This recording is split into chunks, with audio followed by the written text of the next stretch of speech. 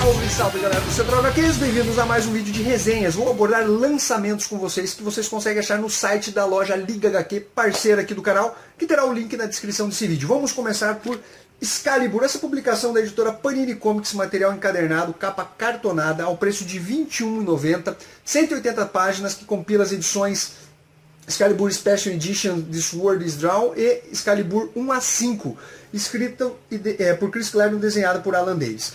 A primeira pergunta que vocês vão me fazer é: Fernando, é o seguinte, a Panini lançou o Capitão Britânia e agora está lançando esse material. Sequência do outro? Não, galera. Existe um lapso de 7 anos entre uma história e outra. O Alan Moore escreveu as histórias do Capitão Britânia em 1981. Já essas histórias escritas pelo Chris Claremont foi em 1988, foi a criação do Excalibur. Então a gente tem um lapso aí de 7 anos. Porém, muitos elementos que foram apresentados pelo Alan Moore em Capitão Britânia são retomados não só nesse encadernado, como no decorrer da fase do Excalibur. Vamos contextualizar um pouco para vocês. Essa história, no contexto dela, vai ocorrer logo após a queda dos mutantes. Então os X-Men foram dados como mortos. A Psylocke, inclusive, estava entre esses X-Men. E o Capitão Britânico está desolado, né? Ele até tem um pouco de problema com bebida alcoólica. E, com isso, a Kitty Pryde e o Noturno, eles querem dar um seguimento, né, ao sonho do Professor Xavier e vão para Londres encontrar o Capitão Britânia, a Meggan, e acabam formando o Excalibur. Tem a Rachel também, que é a filha, né, que é a filha da Jean Grey com o Ciclope. Ela veio de uma realidade paralela e tem o poder da Fênix, ela é muito poderosa. A gente vai ter participação do Arcade, tem o Juggernaut também, né, o fanático, que faz uma aparição muito boa, ele enfrentando o Capitão Britânia. E as histórias, eu diria o seguinte, galera, elas têm um pouco daquele lado psicodélico. Quem leu o Capitão Britânia sabe que eles são envolvidos com seres interdimensionais, histórias meio malucas, meio doidas. Aqui a gente também tem isso, segue mais ou menos a mesma linha do Capitão Britânia. Só que aqui eu diria que o Chris Claremont colocou o pé no freio um pouco mais, entendeu? Então não é tão viajado como o Capitão Britânia, que particularmente eu gostei. Aqui, para quem quer uma história até um pouco mais pé no chão, vai conseguir. O Excalibur, os membros do Excalibur, que na verdade está se formando, eles vão ser perseguidos por lobisomens guerreiros. Então você imagine toda a trama absurda que é essa história. Tem a participação da Gangue Maluca, do Arcade, mas é uma trama bem contada. Eu diria que não é para todo tipo de leitor. Eu vou mostrar um pouco da arte. Essa primeira edição, ela tem uma colorização espetacular que só destaca ainda mais a arte do Alan Davis. O Alan Davis é britânico, também desenhou as histórias do Capitão Britânia lá junto com o Alan Moore em 1981, e aqui ele foi chamado para dar continuidade nessas histórias aqui. Esse especial, o primeiro que abre essa edição, This World is Drawn, é o melhor da edição, e depois continua num bom nível, mas ainda assim eu dou uma nota 8. Quem é fã desse tipo de material, que já curtiu o Capitão Britânia, vai curtir também isso aqui. O próximo material é Limited, edição número 1. Essa série publicada em 6 volumes pela editora JBC. O que você está escutando é chuva, tá? Infelizmente eu não posso fazer nada, não tenho um estúdio. Então vai ficar esse som de fundo aí. Galera, vai contar a história da Mizuki, que é uma colegial, ela é uma das meninas mais populares do seu colégio. Elas andam em 3, seriam as 3 patricinhas, e a Sakura, uma amiga dela, uma loira, bonita, tal, seria a patricinha amor ali da história.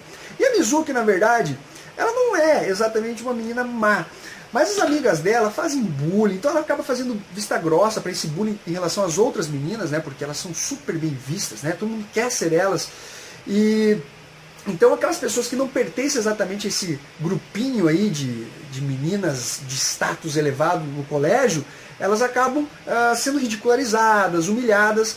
E durante uma viagem num ônibus, só tem meninas na classe delas, ok? Durante uma viagem do ônibus, esse ônibus perde o controle e cai uma ribanceira. E chegando, a hora que ela acorda lá embaixo, ela olha e tem uma galera da turma dela morta. E poucas sobreviventes conseguiram sair do ônibus ali e buscar abrigo.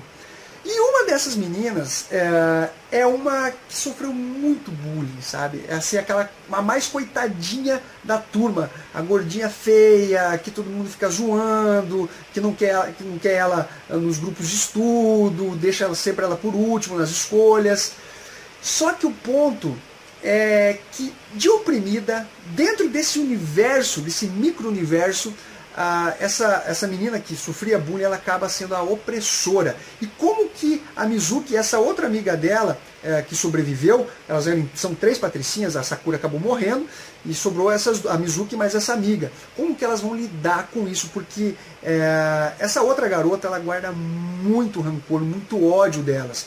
Então a trama vai começar a se desenvolver a partir daí. Isso foi apresentado nesse primeiro volume, e ele cria um ar de tensão muito legal dentro dessa história. Ela deixa o leitor apreensivo sobre os rumos que a história vai tomar, porque eles caíram num lugar de difícil acesso. Então não é um caso em que a polícia ou o resgate vai chegar de uma hora para outra. Vai ser uma coisa um pouco complicada para conseguir achar eles. Então eles têm que buscar alimentos, buscar abrigo. É uma trama bem interessante, ela me agradou bastante. Olha só a arte.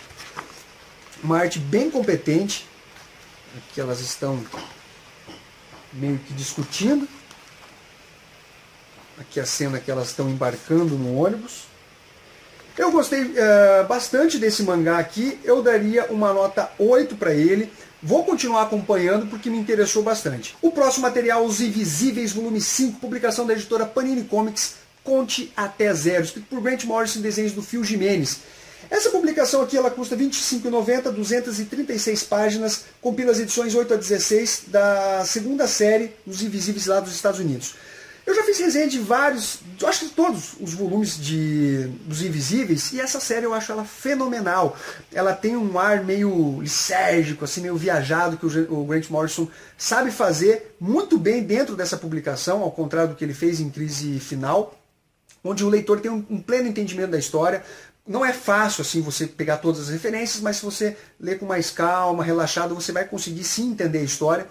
Mas eu senti que nesse volume aqui talvez seja o volume mais fraco, e exatamente por ele colocar um pouco o pé no freio aí e parar um tanto com aquelas viagens que ele faz, né? Aquela doideira que ele apresenta, algumas coisas até um pouco abstratas, até ele conseguir fechar exatamente o pensamento dele.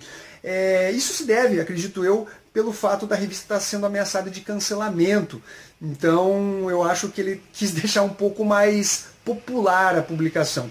Mas é uma trama muito boa, apesar de eu achar que ela destoa das demais. Vai apresentar o King Mob indo para o passado, em 1924, mas não indo de corpo físico. Ele medita e ele surge como um fantasma no passado, ele consegue atuar, conversar com as pessoas, e ele vai lidar com um grupo, né, anárquico, que seria a Era de Ouro da Anarquia, e também ele precisa verificar o que aconteceu com a Mão da Glória, um artefato muito poderoso que eles não querem que caia na mão de inimigo. Enquanto isso, em paralelo, a Mão da Glória, que estava de posse dos Invisíveis, some, galera. Sumiu.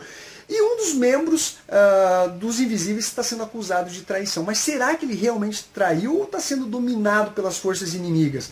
Galera, é uma trama muito boa. Olha só. Eu vou mostrar a arte aqui do genial Phil Jimenez. O genérico que deu certo do George Pérez. As capas são do Brian Bolland. Então são geniais as capas que ele faz. Deixa eu mostrar um pouquinho mais da arte. Aqui ele surgindo em 1924. Galera, é uma trama que obviamente é uma continuação direta. Você vai perguntar, Fernando, eu preciso ler as outras edições? Sim, você precisa ler as outras edições para você ter um pleno compreendimento da história. Não vou mostrar essa página aqui que vai ser um spoiler. Mas é um material fino de se ler. Que nota que eu dou para essa HQ aqui? 8,5. E eu vou deixar o link na descrição do vídeo, um link de um documentário sobre o Grant Morrison e das afinidades que ele tem com essa série, porque ele colocou muita coisa pessoal dele. Inclusive o visual do King Mob é total Grant Morrison. Ele é careca também, enfim. Eu vou deixar ali caso vocês tenham curiosidade para ver esse documentário.